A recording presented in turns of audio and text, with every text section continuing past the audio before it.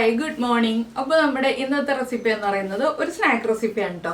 നല്ല പഴുത്ത് കറുത്ത് തുടങ്ങിയ ഏത്തപ്പഴം ഉണ്ടെങ്കിൽ നല്ല ടേസ്റ്റി ആയിട്ടുള്ള ഈ ഒരു സ്നാക്ക് ഉണ്ടാക്കാം.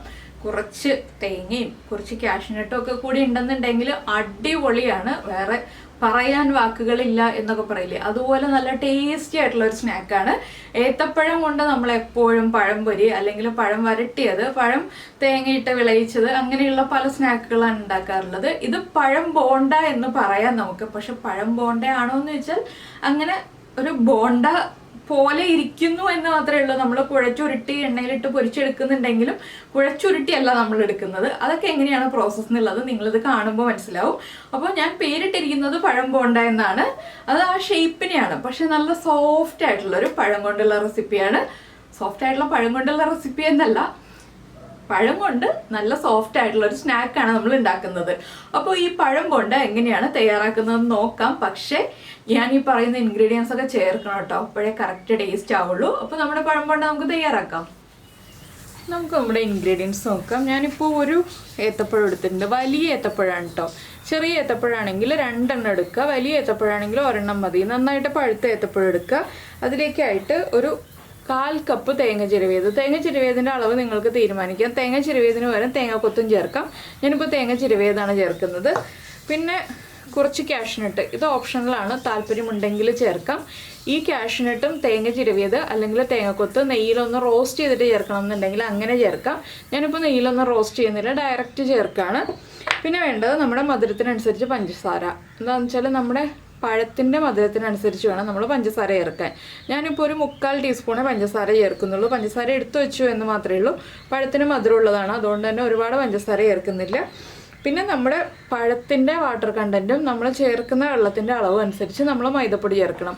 അതൊരു 1/4 കപ്പ് മുതൽ 1/2 കപ്പ് വരെ ചേർക്കേണ്ടി വരും. അത് എത്രയാണെന്ന് ഞാൻ ചേർക്കുമ്പോൾ പറയാം കേട്ടോ. ഞാനിപ്പോൾ 1/2 കപ്പിൽ മേലെ മൈദപ്പൊടി എടുത്ത് വെച്ചിട്ടുണ്ട്. ഇത് മുഴുവനും ചേർക്കണം എന്നില്ല. നമ്മൾ വെള്ളം ഒരുപാട് പഴത്തിൽ ചേർക്കാതിരുന്നുണ്ടെങ്കിൽ മൈദപ്പൊടിയുടെ അളവ് കുറച്ച് മതി. പിന്നെ ബാക്കിയുള്ള കാര്യങ്ങളൊക്കെ ഞാൻ ചേർക്കുമ്പോൾ പറയാം. ആദ്യം നമുക്ക് മിക്സിയുടെ ജാർ എടുക്കാം. നമുക്ക് തൊലി കറുത്ത് തുടങ്ങിയ പഴമാണെങ്കിലും ഈ ഒരു റെസിപ്പി ചെയ്യാം കേട്ടോ. ഞാനിപ്പോൾ മിക്സിയുടെ ജാറിലേക്ക് പഴം വലിയ പീസുകളായിട്ട് കട്ട് ചെയ്തിട്ട് കൊടുക്കുന്നുണ്ട്. മിക്സിയുടെ ചെറിയ ജാർ എടുക്കുകയാണ് എപ്പോഴും നല്ലത്. നമുക്ക് ചെറിയ ക്വാണ്ടിറ്റി അല്ലേ അരയ്ക്കാനുള്ളൂ. നിങ്ങൾ കൂടിയ ക്വാണ്ടിറ്റി എടുക്കുന്നുണ്ടെങ്കിൽ മാത്രം വലിയ ജാർ എടുക്കുക. ഇതൊക്കെ വളരെ എളുപ്പത്തിൽ തയ്യാറാക്കാൻ പറ്റിയ ഒരു ഈവനിങ് സ്നാക്കാണ് കേട്ടോ. ഒരു 10 മിനിറ്റൊക്കെ മതി നമുക്ക് സമയം ഇതൊക്കെ റെഡിയാക്കാൻ. ഇപ്പോൾ ഞാൻ പഴം മുറിച്ച് കഴിഞ്ഞു. ഇനി ഇതിലേക്ക് നമുക്ക് നമ്മുടെ മധുരത്തിനനുസരിച്ച് പഞ്ചസാര എന്ന് ഞാൻ പറഞ്ഞില്ലേ, ഞാനൊരു 3/4 ടീസ്പൂൺ പഞ്ചസാര ചേർക്കുന്നുണ്ട്. അതുപോലെ തന്നെ ഏലക്കപ്പൊടി ഉണ്ടല്ലോ, 1/4 ടീസ്പൂൺ ഏലക്കപ്പൊടി. പിന്നെ ഒരു 1/4 ടീസ്പൂൺ മഞ്ഞൾപ്പൊടി. പിന്നെ വേണ്ടത് കുറച്ച് വെള്ളം. നമ്മുടെ ഈ പഴം ഒന്ന് അരച്ചെടുക്കാൻ ആവശ്യമായിട്ടുള്ള വെള്ളം. ഞാനൊരു 1/4 കപ്പിൽ താഴെ വെള്ളം ചേർക്കുന്നുള്ളൂ. ഇനി ഇതൊന്ന് നന്നായിട്ട് അരച്ചെടുക്കുക, കട്ടകളില്ലാതെ അരച്ചെടുക്കണം. അപ്പോൾ നമ്മുടെ പഴവും ഏലക്കയും എല്ലാം ചേർത്ത് ഞാൻ എന്താ ഇതുപോലെ അരച്ചെടുത്തിട്ടുണ്ട്. ഇനി നമുക്കിതൊരു ബൗളിലേക്ക് മാറ്റാം. ഞാനിപ്പോൾ കുറച്ച് വലിയൊരു ബൗളിലേക്കാണ് ഇത് മാറ്റുന്നത്. ഇനി ഇതിലേക്ക് നമ്മൾ ചേർക്കുന്നത് ഒരു 2 പിഞ്ച് ബേക്കിംഗ് സോഡയാണ് കേട്ടോ. നമ്മുടെ സ്നാക്ക് ഒന്ന് സോഫ്റ്റായി വരാനാണ് നമ്മൾ ബേക്കിംഗ് സോഡ ചേർക്കുന്നത്. അതുപോലെ തന്നെ ബേക്കിംഗ് സോഡ ചേർത്ത് ഒന്ന് മിക്സ് ചെയ്യുക. വളരെ എളുപ്പത്തിൽ മിക്സായി കിട്ടും. ഈ ഒരു സ്റ്റേജിൽ മിക്സ് ചെയ്യുകയാണെങ്കിൽ എന്താണെന്ന് വെച്ചാൽ നമ്മൾ ബാക്കിയുള്ള ഇൻഗ്രീഡിയൻസ് എല്ലാം ചേർത്തിട്ട് മിക്സ് ചെയ്യുകയാണെങ്കിൽ കുറച്ച് ടൈറ്റായി പോകും. അപ്പോൾ മിക്സ് ചെയ്യാൻ ബുദ്ധിമുട്ടായിരിക്കും. ഇനി നമ്മൾ ചിരവി വെച്ചിരിക്കുന്ന തേങ്ങ, ഇത് റോസ്റ്റ് ചെയ്തിട്ട് ചെയ്യാമെന്ന് ഞാൻ പറഞ്ഞു. നിങ്ങൾക്ക് റോസ്റ്റ് ചെയ്യണമെങ്കിൽ റോസ്റ്റ് ചെയ്യാം. പിന്നെ നമ്മുടെ കാഷ്നട്ട് ഇടയ്ക്കൊന്ന് കടിക്കാൻ, ഇതിൻ്റെ കൂടെ ആൽമണ്ട്സ് ചേർക്കാം കേട്ടോ. അതൊക്കെ നമ്മുടെ ചോയ്സാണ്. ഇതും കൂടി ചേർത്തിട്ട് നന്നായിട്ടൊന്ന് ഇളക്കി വീണ്ടും മിക്സ് ചെയ്യുക. ഇപ്പോൾ നമ്മുടെ ബാറ്റർ നല്ല ലൂസാണ്. ഇതൊന്ന് തിക്കായി വരാനായിട്ട് നമുക്ക് കുറച്ച് മൈദപ്പൊടി,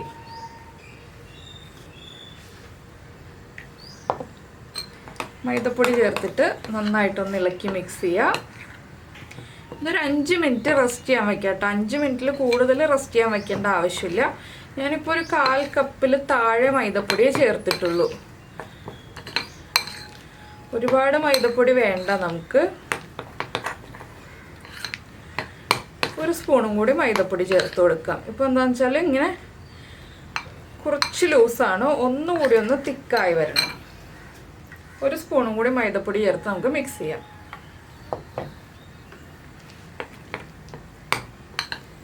അപ്പോൾ 1/4 കപ്പ് മൈദപ്പൊടി ഞാൻ ചേർത്തിട്ടുണ്ട്. ഇതാണ് നമ്മുടെ ബാറ്ററിൻ്റെ കൺസിസ്റ്റൻസി. ഈ സമയത്ത് നമുക്ക് എണ്ണ ചൂടാക്കാൻ വയ്ക്കാം. അതിനുശേഷം നമ്മുടെ ബാറ്റർ ഒരു 5 മിനിറ്റ് റെസ്റ്റ് ചെയ്യാൻ വെച്ചിട്ട് നമുക്ക് ബാക്കിയുള്ള കാര്യങ്ങളൊക്കെ ചെയ്യാം. അപ്പോൾ ഞാനൊരു 5 മിനിറ്റ് ഇത് റെസ്റ്റ് ചെയ്യാൻ വയ്ക്കട്ടെ.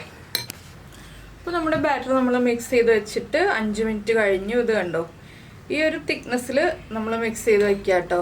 ഇത് വീണ്ടും തിക്കായി പോകില്ല. എന്താണെന്ന് വെച്ചാൽ നമ്മൾ മൈദപ്പൊടിയല്ലേ ചേർത്തത്, ഗോതമ്പ് പൊടി ചേർത്തിട്ടാണ് ചെയ്യുന്നതെങ്കിൽ വീണ്ടും തിക്കായി പോകട്ടോ. അപ്പോൾ നമ്മൾ പിന്നെ ഇളം ചൂടുവെള്ളമൊക്കെ ഒഴിച്ചു കൊടുക്കേണ്ടി വരും. ഈ ഒരു സ്നാക്ക് ചെയ്യുമ്പോൾ എപ്പോഴും മൈദപ്പൊടി ചേർത്തിട്ട് തന്നെ ചെയ്യുന്നതാണ് നല്ലത്. ഇനിയിപ്പോൾ എണ്ണ ചൂടായി, നമുക്ക് നമ്മുടെ സ്നാക്ക് ഫ്രൈ ചെയ്തെടുക്കാം. അപ്പോൾ നമ്മുടെ എണ്ണ നന്നായിട്ട് ചൂടായിട്ടുണ്ട്. ഒരു മീഡിയം ബർണറിൽ വെക്കുക കേട്ടോ, വലിയ ബർണറിൽ വെക്കരുത്. അതിനുശേഷം നന്നായിട്ട് എണ്ണ ചൂടായി കഴിയുമ്പോൾ നമ്മൾ ഇതുപോലെ ചെറിയ ക്വാണ്ടിറ്റി ആയിട്ട് എടുത്തിട്ട് എണ്ണയിലേക്ക് ഇട്ട് കൊടുക്കുക. വലിയ ക്വാണ്ടിറ്റി ഇട്ടിട്ടുണ്ടെങ്കിൽ ഇൻസൈഡ് കുക്കായി വരാൻ സമയം കൂടുതലെടുക്കും. അതുകൊണ്ട് ചെറിയ ചെറിയ ക്വാണ്ടിറ്റി ആയിട്ട് എണ്ണയിലേക്ക് ഇട്ട് കൊടുക്കുക. പ്രത്യേകിച്ച് ഷേപ്പ് ഒന്നും നോക്കേണ്ട ആവശ്യമില്ല കേട്ടോ, ഷേപ്പൊക്കെ തനിയെ ആയി വന്നോളും. ഇതൊരു കറക്റ്റ് ഷേപ്പിലിരിക്കുന്ന ഒരു പലഹാരമൊന്നുമല്ല, നമുക്ക് വളരെ എളുപ്പത്തിൽ ഉണ്ടാക്കാൻ പറ്റുന്നൊരു 4 മണി പലഹാരമാണ്. ഇപ്പോൾ കണ്ടോ, പൊങ്ങി വന്നു തുടങ്ങി. കുറേ ക്വാണ്ടിറ്റി ഒരുമിച്ചിടരുത്. ഒരു 7-8 എണ്ണം നമ്മൾ വെച്ചിരിക്കുന്ന എണ്ണയുടെ അളവനുസരിച്ച് ഇട്ട് കൊടുക്കുക. ഞാനിപ്പോൾ ഇത്ര ഇട്ട് കൊടുക്കുന്നുള്ളൂ. ഇതൊന്ന് ഫ്രൈ ആയി വരട്ടെ. ഇപ്പോൾ തന്നെ ഇളക്കരുത്. ഒന്ന് കുക്കായി വിട്ട് വരുന്ന സമയത്ത് നമുക്കൊന്ന് തിരിച്ചിട്ട് കൊടുക്കാം. ഇതൊരു 10 മിനിറ്റ് മതി കേട്ടോ മാക്സിമം. നമ്മൾ റെസ്റ്റ് ചെയ്യാൻ വയ്ക്കുന്ന സമയവും കൂടി ചേർത്ത് 10 മിനിറ്റ് മതി ഈ ഒരു സ്നാക്ക് ഉണ്ടാക്കാൻ. അപ്പോൾ എപ്പോഴും നമ്മൾ പഴംപൊരിയൊക്കെ അല്ലേ ഉണ്ടാക്കുന്നത്, അതിൽ നിന്നൊക്കെ വ്യത്യസ്തമായിട്ട് നമുക്ക് കുട്ടികൾക്ക് ഒരു ചേഞ്ച് ആയിട്ട് ഉണ്ടാക്കി കൊടുക്കാൻ പറ്റിയ ഒരു ഈസി സ്നാക്കാണ്. നിങ്ങൾ ഈ രീതിയിൽ സ്നാക്ക് ഉണ്ടാക്കിയിട്ടില്ലെങ്കിൽ ഉറപ്പായിട്ടും ഒന്ന് ട്രൈ ചെയ്യൂ. വളരെ എളുപ്പത്തിൽ ഉണ്ടാക്കുകയും ചെയ്യാം, കുട്ടികളൊക്കെ എൻജോയ് ചെയ്ത് കഴിക്കുകയും ചെയ്യും. ഒരു ചേഞ്ച് അല്ലേ. പഴമാണ് കുട്ടികൾക്ക് നല്ലതാണ് കഴിക്കാനായിട്ട്. പിന്നെ തേങ്ങയും അതുപോലെ തന്നെ കാഷ്നട്ടും ഒക്കെ ഉള്ളതുകൊണ്ട് ഇടയ്ക്ക് കടിക്കാനും കിട്ടും. തേങ്ങ കൊത്താണെങ്കിൽ കുറച്ചുകൂടി കടിക്കാൻ കിട്ടും.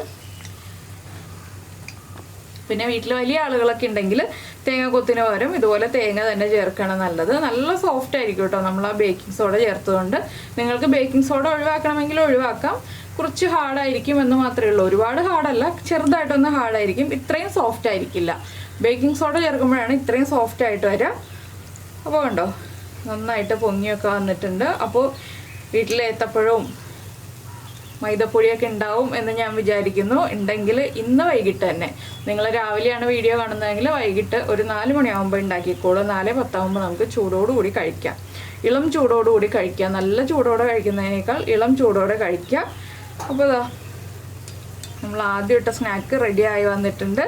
ബാക്കിയുള്ളതൊക്കെ റെഡി ആയിക്കൊണ്ടിരിക്കുന്നുണ്ട്. വേഗം കുക്കായി കിട്ടുകയും ചെയ്യും. ഒരുപാട് തിക്നെസ്സിലല്ലല്ലോ നമ്മൾ ഇടുന്നത്, പക്ഷെ നമ്മൾ ഇട്ടതിനേക്കാൾ വലുപ്പത്തിലായി കഴിഞ്ഞു കേട്ടോ. നമ്മൾ ചെറിയ ക്വാണ്ടിറ്റിയല്ലേ ഇട്ട് കൊടുത്തുള്ളൂ എണ്ണയിലേക്ക്, പക്ഷെ അത് വലിപ്പം കൂടി കഴിഞ്ഞു. അത് ആ ബേക്കിംഗ് സോഡയുടെയാണ് വലിപ്പം വേഗം കൂടി വരുന്നത്. അപ്പോൾ ഞാൻ ഒന്നുകൂടി ഒന്ന് ഫ്രൈ ചെയ്തിട്ട് എണ്ണയിൽ നിന്ന് മാറ്റുകയാണ്. നമ്മൾ എണ്ണയിൽ നിന്ന് മാറ്റുമ്പോൾ ഉള്ള കളറല്ല, ചൂട് മാറി വരുമ്പോൾ ഉണ്ടാകുന്ന കളർ കേട്ടോ. ഒന്നുകൂടി കളറ് വ്യത്യാസം ഉണ്ടാകും. ഒന്നുകൂടി അതൊന്ന് ചൂട് മാറുമ്പോൾ വ്യത്യാസം വരും. അപ്പോൾ ഇതാണ് നമ്മുടെ സ്നാക്കിൻ്റെ കറക്റ്റ് കളറ്. ഇതൊന്ന് ചൂട് മാറി വരുമ്പോൾ കുറച്ചുകൂടി വ്യത്യാസം വരും. എണ്ണയൊന്നും വലിക്കില്ല കേട്ടോ, എണ്ണ വലിക്കാത്ത സ്നാക്കാണ്. അപ്പോൾ നമുക്ക് ഇതുപോലെ എല്ലാം ഫ്രൈ ചെയ്തെടുക്കാം. ഞാൻ എണ്ണയിൽ നിന്ന് മാറ്റട്ടെ. അപ്പോൾ നിങ്ങൾ എന്തായാലും നമ്മുടെ ചാനൽ ഇതുവരെ സബ്സ്ക്രൈബ് ചെയ്തിട്ടില്ല എന്നുണ്ടെങ്കിൽ ഇപ്പോൾ തന്നെ ഒന്ന് സബ്സ്ക്രൈബ് ചെയ്തോളൂ. സബ്സ്ക്രൈബ് ചെയ്യുന്നതിന് ഈ വീഡിയോയുടെ താഴെയുള്ള റെഡ് സബ്സ്ക്രൈബ് ബട്ടൺ ഒന്ന് ക്ലിക്ക് ചെയ്യുക. അതിൻ്റെ റൈറ്റ് സൈഡിലുള്ള ബെല്ലൈക്കണും ക്ലിക്ക് ചെയ്യുക. അപ്പോൾ ഓൾ എന്ന് പറഞ്ഞിട്ടൊരു ഓപ്ഷൻ കാണാം. ആ ഓളും കൂടി പ്രസ് ചെയ്തിട്ടുണ്ടെങ്കിൽ ഞാൻ എപ്പോഴും വീഡിയോ അപ്ലോഡ് ചെയ്യുമ്പോൾ നിങ്ങൾക്ക് നോട്ടിഫിക്കേഷൻ വരും. അപ്പോൾ ഞാനിതെല്ലാം എടുത്ത് മാറ്റട്ടെ. അതിനുശേഷം നമുക്ക് കംപ്ലീറ്റ് ഉണ്ടാക്കി കഴിഞ്ഞിട്ട് കാണാം കേട്ടോ. അപ്പോൾ നമ്മുടെ സ്നാക്സ് എല്ലാം എന്താ റെഡി ആയി കഴിഞ്ഞു. അപ്പോൾ ഒരു പഴവും ഒരു 1/4 കപ്പ് മൈദപ്പൊടിയും 1/4 കപ്പ് തേങ്ങ ചിരവിയതുണ്ടെങ്കിൽ നമുക്ക് ഇത്രയും ക്വാണ്ടിറ്റി ഉണ്ടാവും കേട്ടോ സ്നാക്സ്. ഞാൻ ചെറിയ ചെറിയ അളവിൽ ഒഴിച്ചിട്ടാണ് ഇത്രയും വലിപ്പത്തിൽ കിട്ടിയിട്ടുള്ളത്. നിങ്ങൾ കണ്ടതാണല്ലോ ഞാൻ ഏത് അളവിലാണ് ഒഴിക്കുന്നത് എന്നുള്ളത്. അപ്പോൾ എല്ലാവരും ഉണ്ടാക്കി നോക്കുക. ഇഷ്ടമായി കഴിഞ്ഞിട്ടുണ്ടെങ്കിൽ ലൈക്ക് ചെയ്യാനും കമൻറ്റ് ചെയ്യാനൊന്നും മറന്നുപോയില്ലല്ലോ. അപ്പോൾ എന്തായാലും നമുക്ക് നമ്മുടെ അടുത്ത റെസിപ്പിയുമായിട്ട് അടുത്ത ദിവസം വീണ്ടും കാണാം.